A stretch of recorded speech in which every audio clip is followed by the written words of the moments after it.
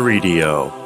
欢迎收看莫宝龙新一期视频。前面的几期视频咱们讲了死亡谷、沙堡、教廷还有冰域，除了教廷之外，剩下的3个派系强度都不是很高。这时候就有朋友表示，我玩新版本是为了追求强度刺激的，有没有很强的种族让我爽一下呢？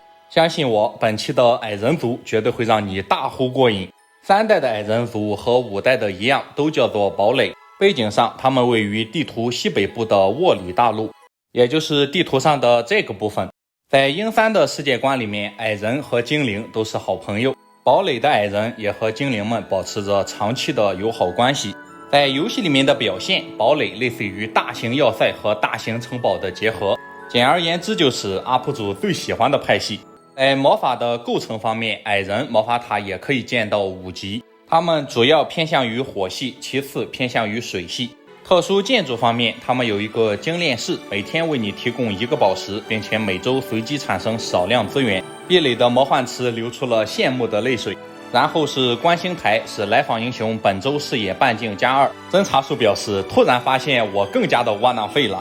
然后作为一个老牌防御强族，他们还有一个战争纪念堂，是来访英雄防御力+1，要塞城直呼内行。然后在兵种增产建筑上也是毫不含糊，他们的3级兵还有1级兵都有增产建筑，并且他们的1、3级兵也是绝对的后期决战主力。说到这个后期决战，在 EXP 版本这么多种族里面，最稳定的就是堡垒。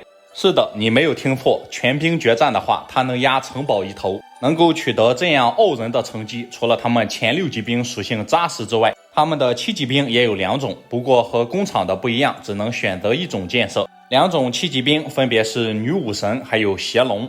矮人族的神器叫做世界树的分支，相较于一些不知所云的神器，矮人族的要实在的多。它可以提升该城镇收入 30%， 并且如果你的英雄有防御术，再获得 15% 的提升。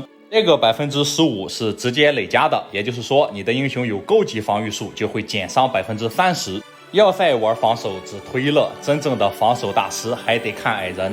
既然和要塞一样偏重于防御，那么矮人的兵种属性也非常的肉。堡垒的矮人，他们的模型都非常的精致，这也是 UP 主非常喜欢 EXP 版本的原因。在这里面你找不到什么歪瓜裂枣、粗制滥造的派系。一个派系前期开荒的完美阵容是什么呢？首先它需要1级兵足够的扎实，3代矮人族的1级兵也是很好的结合了5代。没有升级之前的守卫者卖50金币，小怪物嘲笑协会又增加1位新会员。守卫者一进门看到生命值只有4点的小怪物，不由得冷笑一声，哟，生命值4点的也敢卖50金币啊！这样的属性卖50金币，不得不说性价比非常的高。但是我们也要看到缺点，就是这个东西速度很慢，而且缺乏攻击力。如果要想让它发挥足够的战斗力，你还得升级成盾卫士之后，它的生命值来到了10点，然后攻防同样增加了2点。这里提一个小意见，它的性价比确实是要全面超过了带兵，个人感觉卖80金币比较合适。2级方面，它自己就带着高级防御术，而且你选择防御时还会增加2点防御，妥妥的究极肉盾，可以当决战兵种的1级兵。除了扎实的1级兵之外，还要有一个可靠的远程兵。2级兵和5代一样，也是标枪手，不过3代的这个要比5代的那个窝囊废厉害不止多少倍。杀伤力2到4，远程没有近战惩罚，在属性完爆强哥的同时，他还是个远程兵。如此强大的兵种只卖100金币，就算卖125和火猴子一样的话也不贵。这样的肉装弓箭手 UP 主肯定是非常喜欢的，实际用起来的话，它的扎实与可靠的程度都是超乎想象的。升级之后杀伤力来到了3到4，并且有6点速度。虽然是个矮人，但是速度方面丝毫没有拖后腿。这个属性和洗衣工差不多，但是呢它的弹药量比较低。这样的属性就算是不远程纯肉搏，它也能打过大部分的2级兵。城堡的神射手只图一乐，真要打硬仗还得看咱猎叉手。这个兵种不仅自身非常的可靠，而且同种族的2级兵特也是完爆大女婿，用起来只有2个字：舒服。强力开荒的第3个配置就是它要有一个速度相对较快的兵种。我们至今也不知道狂暴者这个小短腿是如何做到有7速的。在原始的种族里面，除了要塞，一般来说前3级兵不升级的话，最快的只有6速。而我们先进的堡垒则是很好的打破了这个桎梏。狂暴者的出现，让你的英雄在前期养步的时候也是占尽优势。升级之后售价240金币，25点生命，8点速度，外加4到6的杀伤，并且它还是更进一步可以双重攻击。作为一个狂暴者，他们免疫恐惧，这个兵种速度很快，而且在同城镇里面还有兵种增产建筑。这也就是说，拉到后期决战的话，它的输出比浩南哥还要高。但是它也有一个小问题，就是攻击的时候有10%的概率给自己释放一个孤注一掷。尽管这个技能触发之后狂战士不大好存活，但是在决战当中，真实的情况就是狂战士肯定得死，你们也别想活着。这就是前3级兵，我觉得在所有种族里面，矮人族也能拿到第一。4级兵叫做雪雕，没有升级之前卖350金币，没有任何的特技，就是个白板。妈的，真他没出息，没出些东西啊，万浪费！这些新种族的一些兵种在定价的时候显得并不专业。雪雕卖350的直接后果就是这个兵种不升级，压根没有人买。好在升级之后的暴雪雕不负众望，生命值提升了10点，并且速度来到了12点。特技方面也是一个小雷鸟，雷鸟是20%触发一个霹雳闪电，暴雪雕是20%触发霹雳寒冰。造成的伤害是每个暴雪雕8点，这个特技外加这个属性放在4级兵里面也是极其炸裂的存在。小雷鸟实至名归，420的价格也显得性价比非常的高。这里还要再说一句，堡垒这个种族诞生的非常早，属于网上的早期 MOD 类作品，在平衡性上也就比元素城高一丢丢。全兵种的战斗力和城堡一样，稳居全游戏前3。可能有朋友要好奇啊，那另外一个是谁呢？咱们定一个小目标，本期视频点赞加投币过万，咱们下期视频揭晓。5级兵叫做决斗士，他们穿着一身铁甲，卖600金币。属性方面，邪神和他一比都是能征善战。这个兵种和雪雕一样，也是不升级没法用的类型。所以说堡垒虽然看上去很强，但是它的很多兵种都极其依赖于升级。升级之后浑身包裹着烈焰，获得了2个特技，半还击还有不受反击，那都是地狱3头犬的招牌技能。生命值也有60，非常肉。在5级兵里面，除了蛮牛，我觉得没有人是他的对手。这样的兵种卖700金币，价格方面还是合理的。邪神王跟人家好好学学，这才是卖700金币该有的属性。到目前为止，堡垒无论是前3级兵的质量，还是前5级兵的质量，都要超过城堡。城堡好歹还有一个祭司扯后腿，而堡垒这边全员主力，没有短板。不仅前5级兵给力，6级兵领主也是丝毫不丢分儿。最早的时候，这个东西甚至还会远程攻击。这种属性如果它还可以远程攻击的话，只能说这好吗？这不好。在 EXP 版本里面它不会远程了，有的时候设计师真的不如玩家懂平衡。这个属性和火蝶可以说差不多，唯一的区别就是地狱离了火蝶没法转，而堡垒没有了领主照样开荒。升级之后叫做战神，为什么拿它和火蝶相比呢？因为这个兵种它也是火系免疫，它可以释放烈火印记，这个技能借鉴了7代的领主，可以进行一次远程攻击，并且标记目标受到的火系伤害会增加。除了整局只能用1次的远程攻击之外，战神的属性也非常的扎实，100血10速的飞兵，攻防还有杀伤力也要超过火蝶，最终的价格也是1200金币，定价也非常的合理。尽管在输出上可能不如白旗，但是呢差距并不大。堡垒的7级兵是可以2选1的，照理说这2个兵种不会同时出现，但是 UP 主为了录视频使用了某种禁忌的7级魔法。首先是邪龙，和原来的绿龙、赤龙相比，邪龙的攻防提升3点，生命值提升20点，但是杀伤力和恶魔一样，只有30到40，速度也只有少少的9点。这个兵种没有升级之前，你实际用起来的话，它还不如绿龙。老兄，我送你3个字：万浪费。升了级之后叫魔龙，杀伤力提上去了，生命值介于金龙和黑龙之间，速度只有14点，依然是最慢的。特技方面，他们免疫1到3级魔法，同时也免疫火系魔法。这个特技和咱们之前说的黑龙的新升级一样，也是非常的变态。除此之外，他们的攻击有 25% 的概率释放献祭魔法。献祭是一个持续3回合的伤害性法术，目标的数量越多，造成的伤害就越多。魔龙也是一个名副其实的小兵收割机。这时候可能有朋友要说了，魔龙这么厉害，没有不选的理由呀。但实际上 UP 主在玩堡垒的时候，通通都是选择女武神。原因很简单，这是一个远程兵，而且属性也非常扎实。和泰坦巨人不同的是，女武神在没有升级之前就可以远程攻击，同时在战斗开始的时候，它可以全体释放一个持续3回合的杯子。尽管比不上红天使的全体祈祷，但是这个技能并不会占用女武神的行动机会，它和魔幻法师一样，轮到它的回合它就会释放。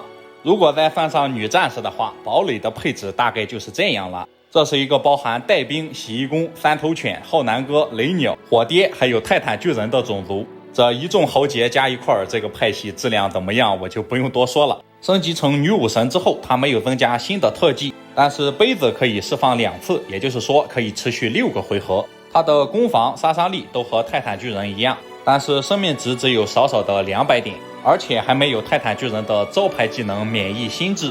和泰坦巨人单挑的话，即使是有圣杯也打不过。但是女武神它是一个辅助外加主力输出，并且价格只有4000金币，打不过泰坦那是情理之中。这就是堡垒的全部兵种。如果你想体验 EXP 版本的话，建议首发堡垒。接下来我们来看一下堡垒的英雄。堡垒的战士英雄属性和驯兽师一样，也是0点攻击4点防御。首先是1级兵特 Webiwab， 开局带着进攻和防御。堡垒的1级兵矮垛子那是超乎寻常的肉，本身1到3的杀伤，再配上戴夫的进攻术，到了后期什么瞎子特、全灵特通通不是他的对手。抛开骷髅王这个破坏平衡的产物不说，戴夫应该是最强的1级兵特。他也有小缺点，就是开局的矮垛子带的不多，这也是为了平衡性考虑，毕竟不能什么好事都让他一个人占了。雪雕特里奇蒙德，矮人的初始地形也是在雪地里面，开局的驯鹿术可以保证你的部队在混兵的时候没有地形损耗，并且人家开局还有战术，还带着4级兵。不过雪雕这个兵种极其依赖于升级，尽管他带着4级兵，但是在矮人组里面开荒他也排不到第1梯队。真要玩开荒，还得选择哈里根这个英雄。我第一眼看到他的时候，我就知道以后玩堡垒那是得把把首发。本身标枪手就是一个非常可靠的肉装弓箭手，并且哈里根开局的部队非常的多，头毛手基本能超过10个。技能方面是剑术加后勤学，我原以为大女婿就已经天下无敌了，这是谁的部将？怎么这么能打？玩哈里根可以完全的解放大脑，在前期你甚至可以只带头毛手去开荒，因为这个头毛手在雪地里面他带队的话就是7速，前面的几位都颓了，真要找挖囊废的话还得奥斯汀。他是一个弩车特，开局带着终极炮术，看上去不错，但是他有和葛小炮一样的问题，就是矮人的领主开局1点攻击也没有，就算他开局带着高级炮术，他的输出也不如葛大炮。这种英雄我们都称之为凑数的。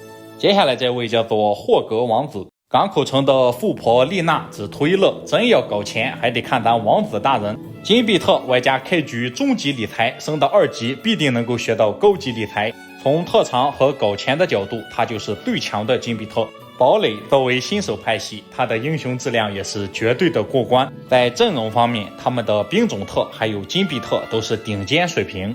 黄暴者特盖斯塔，黄暴者这个兵种升了级之后速度是8点，他带队的话就是9点，并且他开局还是进攻加战术。可以说如果你想上来就掀桌子的话，你的战狂是完全可以1回合下底。我们先进的盖斯塔已经全方位的超过了据点的狼王，这个英雄属于从头强到尾，无论是前期的开荒还是后期的决战都非常称职。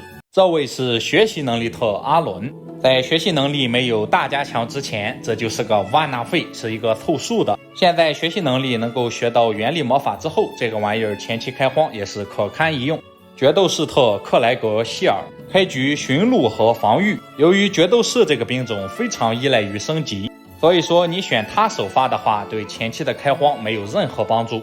论开局的技能，他是驯鹿和防御，也远远没有矮人族前3级兵特那么变态。开局酒馆里面带着还可以买出来用一用，选首发的话那就是大可不必。